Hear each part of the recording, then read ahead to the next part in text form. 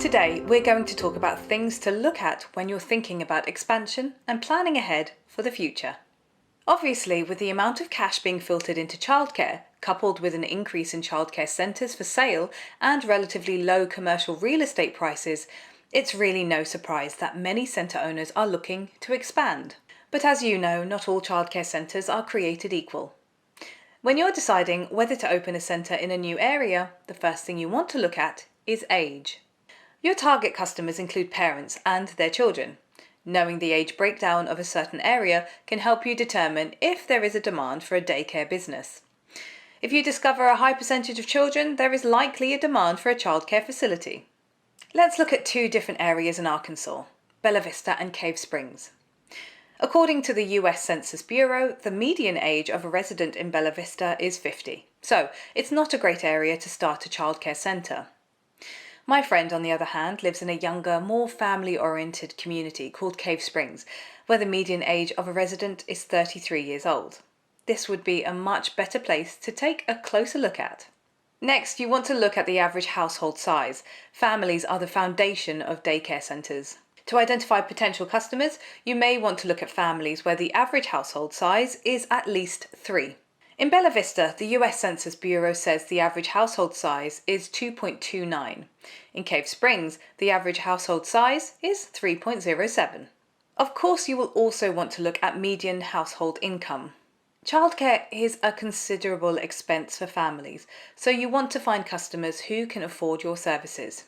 Use median household income to determine if the annual income of a certain area is high enough to afford childcare services. In Bella Vista, the median income is $67,550, mostly due to the majority of the population being retirees.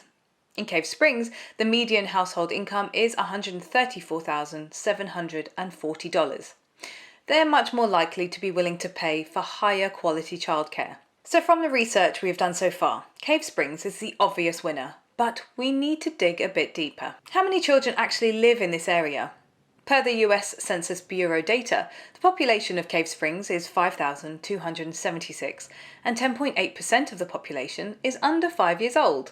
That's a total of 570 children. Not a lot. So the next question would be, where is the closest childcare centre to Cave Springs? Proximity to other centres is very important. If there are already several centres close by, you'll probably have a hard time filling your school. To see if Cave Springs is a good location for a daycare centre, we can Google other childcare centres in the area. A quick search reveals that there are 3 other centres within a 10-minute drive of Cave Springs. A website called childcaredeserts.org can tell us how well served the area is with childcare centres. While Cave Springs specifically seems to have a scarce supply, nearby Bentonville, Lowell and Springdale, all within a 5 to 15-minute drive of Cave Springs, have plenty of centres. Given the low number of children and the adequate number of childcare centres in the surrounding areas, Cave Springs doesn't seem like the best location for a new childcare centre after all. But let's say we found a great space during our search process, or we decided to open an in-home centre in Cave Springs. After all, it's a young and family-centric area with parents who earn a good living. How can we do some quick math to see if the numbers will make sense? Generally speaking, in a large centre with 80+ students, you want rent expense to fall between 10 to 15% of your revenue to break even financially. The smaller the centre, the less fixed rent you want associated with your centre. For 50 students or fewer, you would want to keep your rent expense at or below 10%. The same thing goes for an in-home centre with employees. With this in mind, you can divide the rental mortgage amount by the percentage of rent needed to break even. This figure will tell you the minimum income you would need in order to make a new centre work financially. So, let's say you find a space for $2,800 per month.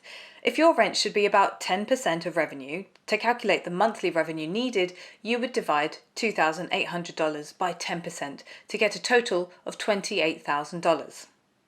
Now, let's say you charge an average of $1,200 per month. That means you would need to enroll 24 full-time children in your program to break even. Keep in mind, this is just an approximation to help you quickly determine what is feasible. If you decide to get serious about a location, please do a comprehensive 2-year forecast with your accountant. Another extremely important step in this process is to tour childcare facilities that are closest to the space where you are thinking about opening your new centre.